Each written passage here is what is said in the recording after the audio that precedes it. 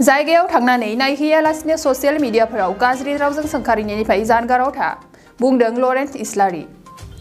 थांनाय साननैसो सिगां गुवाहाटी नलपारा थुलुंसिगुरियाव बर'फोरनि न' सिफायनायखौ लानानै गोबां ससियेल मिडियाफोराव बर'नि मन्त्रि एमएलए आरो बिटिआर सरकारनि दैदेनगिरिफोरनि सायाव गोबां इउटुब चेनेल आरो फेसबुक ससियेल मिडिया बाहायग्राफोरा गोबां बायदिसिना बाथ्रा बुंदों। जायफोर चेनेल बिगोमाया बुंदों बिथांमोना बै जाथाय जानाय जायगायाव गावसोर थांदोंना थाङाखै सोंनो लुगैदों। नाथाय बिथांमोना गावसोर जाथायसालियाव थाङालासिनो एमएलए मन्त्रि बिटिआर सरकारनि सायाव सोंखारिलाबायदों। जोंबो सरकारजों सावरायदों आरो बुंनांगौ बाथ्राखौ जोंबो बुंदों। खालि जों ससियेल मिडियाफोरावल' बाथ्रा बुंनाय जायाखै। ससियेल मिडियाफोराव बाथ्रा बुंबानो गासै जेंनाफोरा सुस्रां जाया। जायखौ बुंनांगौ जोंबो बुंदों। मानोना जाय जाथाय जानाय जायगायाव थांनानै नुहैयोब्ला आरो माबादि बाथ्रा बोरै बुंनांगौ अब्लासो बुजिगोन। बे बाथ्राखौ बुंदों सानजा क'क्राझार बियाबनि एमएलए लरेन्स इस्लारि बिथाङा। बरपेटा रडनिफ्राय अनजय बसुमतारीनि खौरां। जाथाया नंगौ थारैनो जोबोद दुखुनांथाव। आंबो आंनि इउपिपिएलनि एमएलए सिडलिनि जयन्त बसुमतारी बिथांखौ लानानै आंबो नायदोंमोन। जे सानखालि दुलाराय बर' फरायसा आफाद आरो ट्राइबेल संघ बिथांमोना जयेन्टलि भिजिट खालामहैदोंमोन। बेलासियाव आङो नायदों इउपिपिएलनि लेजिस्लेचार पार्टिनि जानानै आरो बेखौ नायनानै नुबोदों जेबाव बाथ्राया थोंजोङै बुंनांगौआ एसे आख' फाख'। मानोना जोंनि बर'फ्रा जि जायगायाव दङ बे जायगाया माखासेया हाजोआव जे साल बागान दङ बे साल बागाननि सिङावनो बिथांमोना माखासे न'खरफ्रा दङ। दा बिनि थाखायनो जोङो मोननै रोखोमै बुंदों। जायफ्रा गाहायाव दङ बिथांमोनखौ जेबो खालामनो मोना, जेरै गुबुन हारिनि मानसिफोरखौ खालामनाय जायाखै। आरो जिहेतु जों बर'फ्रा ट्राइबेल, बेनिखायनो फरेस्ट डुवेलार्स एक्ट बायदियै जोंनि बर'फ्रा हानि पाट्टा मोननांगौ। आरो दायो जिहेतु बिनि हाबाफारिफोरखौ मावबाय थानाय दङ। आङो बेयाव थांनानै बे गामिखौ भिजिट खालामदों। लोगोसे साखाथियाव थानाय गामि जे दरनै दङ बिथांमोननि रायजो राजाजोंबो रायलायदों।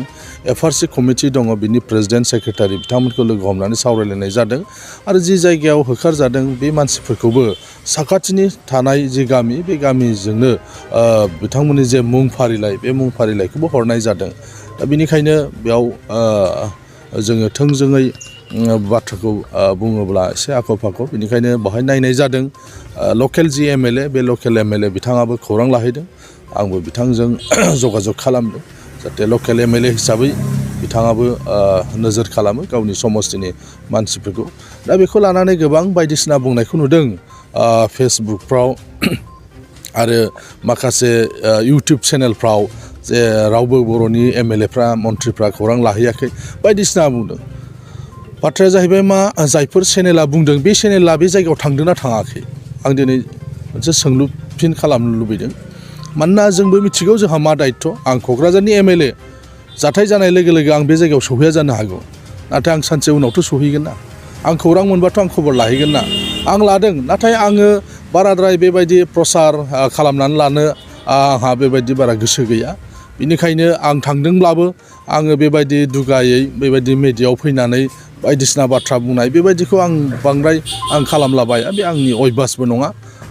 जिदिनखालि एबसु आरो ट्राइबेल संघआ थांदों बे खालिनो आंबो थांदों। आंहा मोननै मिटिं दङमोन एसेमब्लियाव, मोननै कमिटिनि। मोनसे सिगाङाव 11टायावमोन जों लोगोसे जोंहा मोनसे बाजेट कमिटि दं बिनि मिटिं दंमोन। बिनि उनाव आरोबाव माने WPT डिपार्टमेन्टनि डाइरेक्टर अफिसाव बर्ड अफ डाइरेक्टरनि मिटिं दंमोन। बे मिटिंखौ जोबखांनायनि उनावनो थांदों। दा बेनिखायनो जायफोर चेनेलफ्रा बुंदों बाव एमएलएफ्रा बर'नि एमएलएफ्रा थाङाखै, उमुक खालामाखै थुमुक खालामाखै, बे चेनेलफ्रानो खिन्थु बेहाय थाङाखै। थांनानै नाय आरो गासैबो बाथ्राफोरखौ मिथिनानै जाहाथे मोजाङै बाथ्रा बुङो। दिनै जों जे बुङाखै बेबायदि नङा, जों बुंदों, मोनसे लेभेलाव बुंदों। मानोना मिडियायाव बुंबानो मोनसे जेंनाया सुस्रांजाया। जे फरामाव बुंनांगौ, जायखौ बुंनांगौ बेहाय जों बुंदों। आरो बेनिखायनो बेखौ लानानै बांद्राय हुलस्थुल खालामनायनिबो बावहाय गोनांथि गैया। मानोना भिजिट खालामोबा, स्पटआव थाङोबा बुजिगोन जे बोरै बुंजायो बोरै बुंजाया बेखिनियानो। मोनसे गोजोनथाव खौरां। चिरां जिल्लानि सिङाव थानाय बिजनी महकुमानि 1 नं बेथागाव गामियाव थानाय जिजास मेरि स्कुलाव 3 फोरोंगिरिनि गोनांथि जानानै फैदों। गोसो गुदुं बिजाथिफोरा बे पस्टनि थाखाय एप्लाइ खालामनो हागोन। बे पस्टआव एप्लाइ खालामनो थाखाय गोनांथि जानाय क्वालिफिकेसनआ जाबाय इंलिश आयदायाव MA पास जानाय जानो नांगोन। मेथ्स आरो फिजिक्स आयदायाव MSc पास जानाय जानो नांगोन। बिजाथिफोरा 15 फेब्रुआरि 2022 इं अक्ट'सिमनि गेजेराव गावबागाव बाय'डाटाखौ फरायसालियाव गथायहैनो हागोन। बाय'डाटाखौ लाखिखांनायनि उनाव सानसे बिजाथिखौ इन्टारभिउनि थाखाय लेंहरनाय जागोन। फोरोंथाय फोथाराव एक्सपिरियेन्स थानाय आरो नेट BEd गोनां बिजाथिनो 12,000निबो बारा दानबान्था होनायनि राहा लानाय जागोन। गोबां मिथिनो थाखाय नोंथांमोनहा गाहायाव होनाय जानबुं नाम्बाराव खौरां लाहरनो हागोन। जानबुं नाम्बार 8638992811